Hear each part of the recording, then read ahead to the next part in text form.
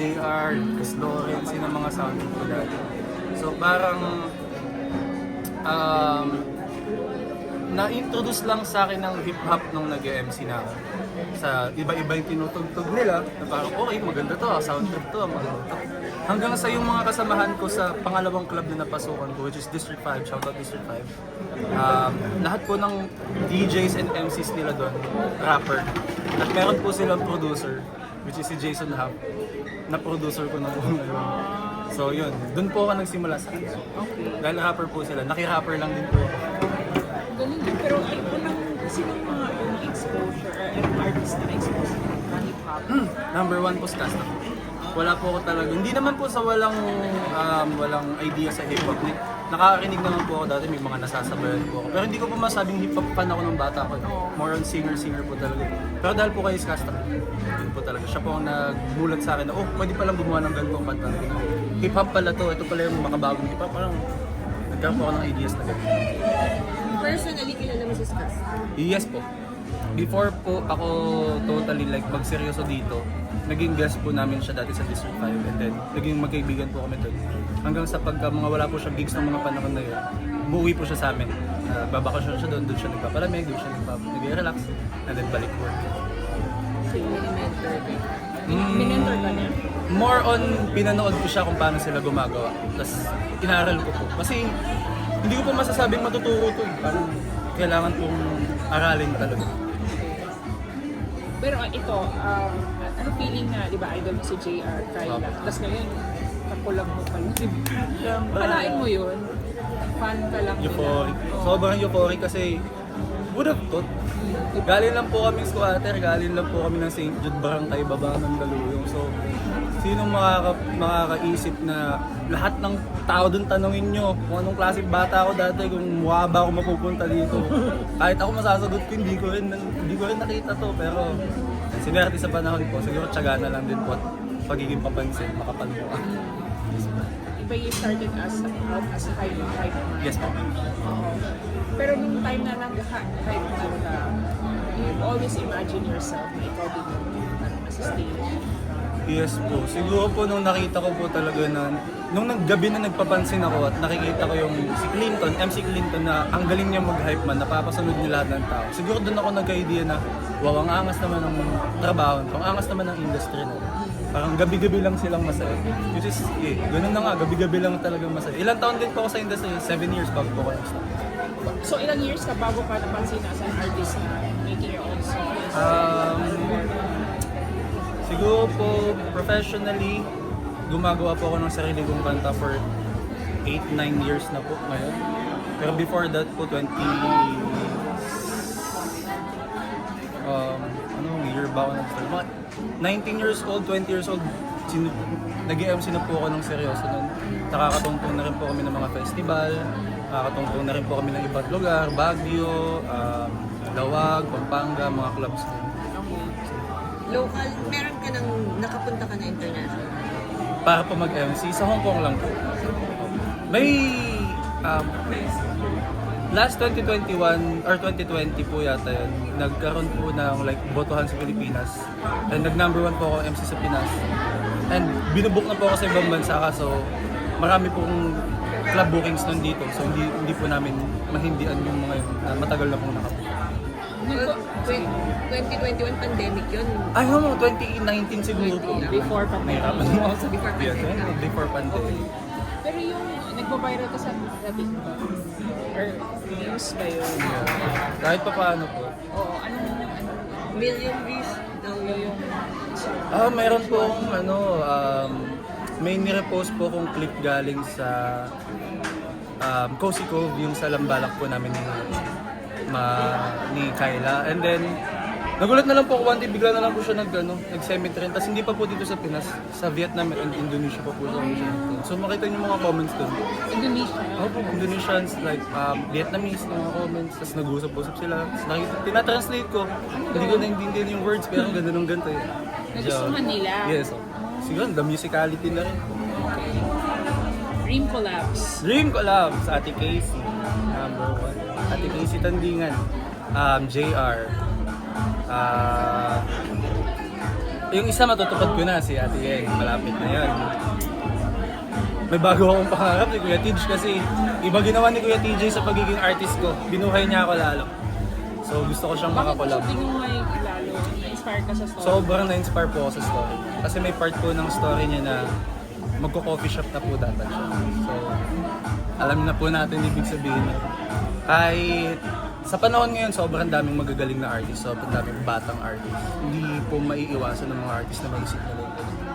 So parang dumikit na rin po sa isip ko. Pero dahil kay Kuya TJ, sabi niya natuloy lang. Naniniwala ako sa'yo kuya, sabi ko. So yun po. Ano masasabi mo dun sa, actually yung roster din naman kasi na sinabi mo, isa lang din yung management. Ano masasabi mo dun sa cornerstone or dun sa management mo ngayon? Grabe kasi ang laki ng tinulong ng Cornerstone sa pagiging artist ko. Tapos nilapit pa nila ako sa mga artist ng mga binanggit ko. So sino ba naman kung hindi gusto makatrabaho yung mga legend na po sila. Pasok po sila sa legend. Hall of Famer na po yung mga yun. So parang bonus na lang po siguro na magkaka-same po kami ng management company po. Sila po talaga yung gusto kong makatrabaho. So, hello po. Siguro yung gusto kong i-ask, from your most famous songs and collaborations, for example, sa Titik and the rest of it, and we all know, alam naman natin lahat kapag yung Titik ay alam na namin yan, MC Ives na yan. Ano po yung naging yung growth niyo as an artist, like from those years, ano po yung naging growth niyo sa especially when you write your lyrics, gano'n? So before Titig, ako po ang hype man at DJ ng XP. So yun lang po talaga ang trabaho sa kanila. Dahil po may sarili silang studio sa bahay nila at pinatira po nila ako sa bahay nila. At gusto ko po talaga matutunan yung ginagawa nila. Wala po akong ibang ginawa doon kundi tumambay. Hanggang sa feeling ko po, yung knowledge ko sa pagsusulat is tumiple, quadruple, 5 times, 10 times. Hanggang sa nasasabi ko na po na okay, marunong na talaga ako magsulat ng kanta. And then that time hindi pa basta-basta makakagawa yung bagong salta ng kanta sa grupo. Kasi marami po sila, hindi lang po sila 6. 6 lang po yung naka-front pero 13 po talaga sila. So yeah, nadamay lang po tayo doon. And then one time nagtitrip lang po akong gumawa ng sarili sa studio nila. Tapos nagawa ko po yung chorus ng Tiki with the help pa po ng ibang kasamahan doon. And then siguro nagustuhan din po kasi nagustuhan din po ng tatlong kasama ko sa kanta, ginawan po nila. Kasi ang sisti po dun sa studio dati is, kung anong kaya mong gawin mo lang, iwan mo. May magbubukas at may gagawa dyan sa kanta. So ganun lang po siya nangyari. Hindi po namin plano na, sali ka dito, sali ka dito, sali ka dito. Wala pong ganun. So pagka-record ko po ng chorus, iniwan ko na po yung session. So pagbalik po, may mga laman. Ganun po siya nabuo. So from there po, diba, katulad ng last year, nilabas niyo yung Sad Shit solo mini album niyo. So ano yung naging inspiration niyo kung bakit nilabas yung album na yun? Cornerstone. Kasi before po ako pumasok ng Cornerstone, ang huli kong nilabas is Habol na pop rock version po. So hip-hop sulat pero pop rock yung style. And then si Kuya Popoy, handle ko sa CS, and then the whole CS, sabi sila sa akin, what if gawin mo siya ng stripped down version, like sadder version. And nag-work. Yun po yung unang solo ko na nagkaroon ulit ng millions na strings. And then after that, siguro po, nagtuloy-tuloy na lang din yung ideas na pumasok na, okay, gawa ka pang sad songs. Yun, nagkaroon ako ng 5 sad songs na hindi naman totally siya connected. And then nung sinabi ko sa kay Kuya Popoy, na Kuya Poy, mayroon akong 5 songs gusto kong gawin. Ang pinag-usap-usapan na namin, doon namin may connect pala siya. Nagka-connect yung kanta. So yeah, doon siya na po. So, katulad na nasabi niyo po last year, di ba, may kakaroon ng part 2 and you just dropped the part 2 on Valentine's Day. Yes. And given that the album is, alam mo yun, it's not for the happy hearts talaga. So, anong inspiration? Bakit ganun yung dating ng kanta natin? Kasi hindi lahat ng tao masaya sa Valentine's. May mga nagdadrama dyan. Most probably may nakipaghiwalay pa dyan ng araw ng Valentine's. Baka makarelate sila sa sulat ko. Kasi actually yung mga sulat ko, lahat naman halos 90% ng kanta ko hindi ko kwento. Either naririnig ko kwento ng ibang tao, either napapakinggan kong storya nila or nakakapag-imagine ako or ano yung feeling ko na normal na nangyayari sa mga magjowa or mga nasasaktan. Yun yung sinusubukan kong isulat. Kasi nasa akot anak na ako, hindi ako malungkot. Pero kailangan kong gumawa ng malungkot na kanta kasi hindi lang naman masaya yung gusto ng tao. Gusto rin nila magdrama, gusto rin nilang umiyak minsan. Minsan yung kanta ng tong mga kantang malungkot na to minsan, hindi siya nakakapagpalungkot eh. Minsan nakakapagpagaan pa siya ng damdamin pag nailabas mo sa kanta. Yeah. Ano sasabihin mo dun sa 14-year-old MC Einstein? Huwag kang uuwi. Okay yung ginawa mo kahit masakit para sa'yo, kahit na mahirap, kahit nahirapan ka. Nagawa mo kung ano yung gusto mong gawin at marami ka pong magagawa. Ano mga next next goals? Next goals, may bago akong pangarap na never ko siyang pinangarap kasi feeling ko dati is impossible na siya lalo sa aming mga hip-hop. Pero dahil sa ganda ng music scene ngayon, hindi lang ng hip-hop, lahat ng genre, pangarap ko magka-concert. Mini concert man siya, big concert man siya, kahit ano man yan. Kahit basta magkaroon ako ng isang concert, okay na yung artistry ko. Parang feeling ko nagawa ko na lahat. Kasi ako sumusulat, ako nag-mix. So parang binubuhos ko na lahat sa music. And yun na lahat. Yun na yung ako. So gusto ko naman, mabuhos ko siya na yung mga nanonood sa akin. Ako lang tinitignan. Hindi ako kasama ng lineup, hindi ako kasama ng ganito, kundi sa akin sila nakatutok, sa akin sila makinig. Headline, Concert! solo concerts. Which could be possible talaga. With Cornerstone. Sa dire-diretso na alam mo Oo na nga. inspiration ni Kuya TJ. Kaya nga si Dire-diretso TJ, na. oh. Grabe. Bakit puro Congrats and sad good shit? luck. Bakit sad shit? Kasi galing Sad ako... shit 1, ngayon sad shit 2. Bakit puro sad shit? Kaya lang naman ako gumawa ng sad shit volume 2 is hindi ko naman kasi in-expect na kahit pa paano is mag-work yung sad shit V1, sad shit 1. So parang for me, nung simula na nag-solo ako, success siya para sa akin. Nagkaroon ako ng million views, nagkaroon ako ng million streams, ng ibang kanta, nag-work din ng maayos, maraming nakaalam ng kanta, nakakapag-gig ako sa ibang lugar na naririnig kong may sumasabay sa akin kahit paano, alam nila yung kanta. So parang, why not make another version? Parang same message pero upgraded Einstein. Kasi like ina-upgrade ko rin po yung artistry ko at feeling ko mapapag-compare ko yun pagdating ng panahon. So balak pa po mag-3, 4, 5. Gaano pa po kadami. Pero ano bang style ng songwriting? Hip-hop po talaga ang songwriting ko. So mahalaga po sa akin ng rhymes.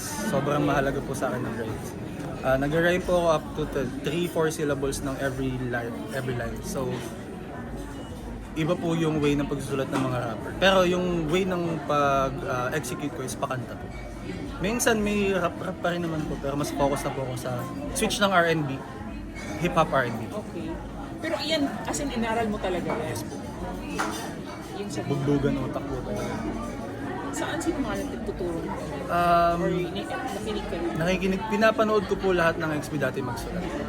Tapos nakikinig naman din po ako kung paano sila mag-isip ng rhymes, paano sila mag-isip ng bars, paano sila mag-imagine ng scenario para sa kanta. Nakikita ko naman po yun, so parang ina-adapt ko lang po. Kasi tagal ko po sila kasama, 5 years, 4 years na po. Ano nauna yung Chorus po. Sa kanila po, different. Sa hip-hop, sobrang different po. Una maghahanap lang sila ng beat, and then lalapat nila ng chorus. Tapos from there, actually minsan nga one word lang po eh. Sasabihin nila, ito, upuan. For example, si Glock na upuan. Paano niya isipan ng mga words yung upuan? So nasulat niya po yung kanta sa tungkol sa government. So parang ganun po sa hip-hop. Parang kailangan lang po namin ng certain topic and then sulat. More on rhymings po talaga. yung teams mo, ganun lang, relationship or may plano ka man? Iba-iba po, kahit ano po talaga. More on musicality po ako, so parang sumusunod na lang po yung lyrics sa akin. Mas nagpo-focus po ako ngayon sa musicality. Ang hirap na. Mas mahirap mag-rap actually kaysa sa pagdali. Kasi may kasamang utak. Oo nga, tapos may beat pa pala. Opo. May math. Pero pinakamahirap po talaga for me siguro, dahil hindi pa rin po ako 100% sure na magaling na ako, pero marunong po ako. Yung rhymes po talaga. Napakahirap po mag-isip ng sentence na may 4 na line na lahat magkakaparehas ng rhymes yung dulo. Kaya nga eh. Pahirapan. Oo. Pero kailan mo na-discover na marunong ka pala magsulat? Before XB pa po, yung mga rappers nga po nakasama kong DJ MC sa Ordaneta is mga rappers po sila. So parang narinig nila kumakanta ko one time, which is nung time yun, wasak na wasak boss ko si Hype Man nga po. Dahil, chorus ka sa amin. Marunong ko pala kumanta, chorus ka. So yun, kahit pa paano po, natutunan po magsulat. Siguro like the very basics po, natutunan ko doon. Sa XB po, doon ko natutunan lang, ito pala ang mas tapa, ito ang tama, ito ang may way pala talaga. Gift talaga. O, gift siya. Ha! Oo, it runs in the blood mo pala. Yung mama hindi naman. Musician. Yung dad. Hindi po, si daddy. Pero anong comment nila ngayon na nasa music scene? Anong sabi? Proud naman po sila sa akin, pero syempre hindi po maiwasan, mga family ko po yun. Bumabalik pa rin po sa kwentuhan na nag-less ako dati, yung mga ganun po. Pero at least ngayon alam ko po na, alam po nila na may napatunguhan at proud naman po sila sa akin. So, nakakatuwa naman po. Parang bawin ko na po sa kanila yun. Yes. So, may baby ka na rin kaya Opo. at least sa fans ko. May 30 ka na. Wala, 29. 29. Ayun. May Siya mo Baby yung face. balang araw. Hmm? Balang araw siya. Yung ibig sabihin ng balang araw. Hindi siya mo yung first track. Yung sa first track. Yung first track po ng Sad Shit Volume 2 is kumbaga yun po yung pinaka-bearer ng pinaka-EP. So, ang title po niya is Balang Araw. Ang pinaka-ibig sabihin po ng kanta kasi niya is balang araw, hahanapin mo. Tapos marirealize mo na lang na wala nang ako sa tabi mo. Sakit naman. Kapatid. Grabe ka. So ang pinaghugutan ko po doon kasi is parang mayroon ako nabasa. Sa TikTok lang po yun, yung mga shit post sa TikTok, broken hearted post sa TikTok.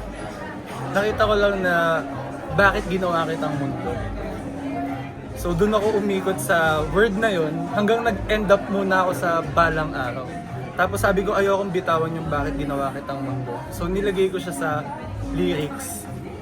Second verse before mag-chorus. So parang isa yun sa pinakamahalagang part, bakit ginawa kitang mundo. So sinaktan mo ako, ginawa pa kitang mundo ko, ngayon wala na ako, balang araw, hahanapin mo ako. Tapos wala nang ako sa tabi. Pero na-experience ka ng heartbreak. Oo naman po. Siyempre yung mga batang layas, mga maaaga din na i-inlove yung mga yan. Maaga rin po ako nagjowa-jowahan. Maraming times na rin po ako nasaktan. Actually, sabi ko asawa ko. Actually, before yung asawa ko, galing po ako sa pinakamatinding heartbreak na dinanas ko. So, siguro po, yun na rin yung way, kumbaga, yun na rin yung way para na maisipan kung gusto ko na mag-settle kasi ayoko nang ganun. May kanta ka na based sa life mo. Based sa life ko, Kasi sabi mo 90%. Diba? yes po. Based sa life ko is like, para pa rin po sa asawa. Yung Agape. Actually, yung Agape po, nakuha siya sa movie. Sa Third World Romance, yung OST. So yung Agape, biblical word siya na ibig sabihin is unconditional love. So ginamit ko siya sa asawa ko. Kasi syempre unconditional. Tapos parang nagsimula kami nang wala akong kahit ano. So yung ibig sabihin ng kanta is like, mahal mo ako kahit wala akong kahit ano. Sino ang bida doon? Sige kayo, kami dalawa. Charlie Dizon. Sa movie, si Carlo Aquino, Charlie Dizon. Charlie Dizon. Tapos ginamit nila yun sa kasal nila. Ginamit nila sa wedding. Yung kanta. Sample mo nga. Sige nga. Sige. Mahal mo pa rin ako kahit pa wala akong kahit ano. Salamat dahil sa'yo andyan ka, nagkaroon ng lakas ng loob. Sa'yo lang nadama, walang hanggang pagmamahal. Oo, di ba? Thank you. Thank you po. Excited na kami. Thank you. Excited na kami. Oo, Malapit na